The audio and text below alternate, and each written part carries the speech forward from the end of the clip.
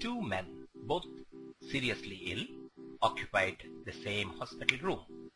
One man was allowed to sit up in his bed for an hour each afternoon to help drain the fluid from his lungs. His bed was next to the room's only window. The other man had to spend all his time flat on his back. The men talked for hours on end.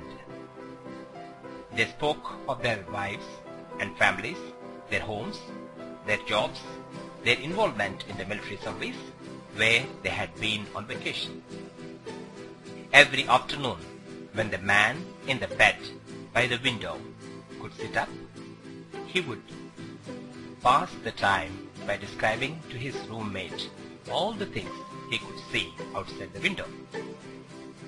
The man in other bed began to live for those 1 hour periods where his world would be broadened and enlivened by all the activity and color of the world outside.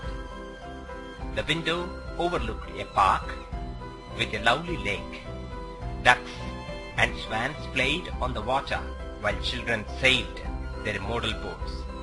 Young lovers walked arm in arm amidst flowers of every color, and a fine view of city skyline could be seen in the distance. As the man by the window described all this in exquisite detail, the man on the other side of the room would close his eyes and imagine the picturesque scene. One warm afternoon, the man by the window described a parade passing by. Although the other man could not hear the band, he could see it in his mind's eye as the gentleman by the window portrayed it with descriptive words. Days and weeks passed.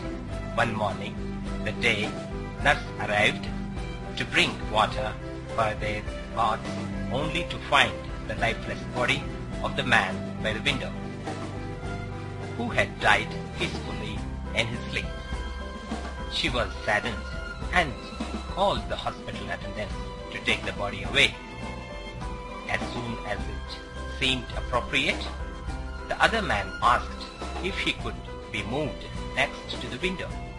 The nurse was happy to make the switch, and after making sure he was comfortable, she left him alone.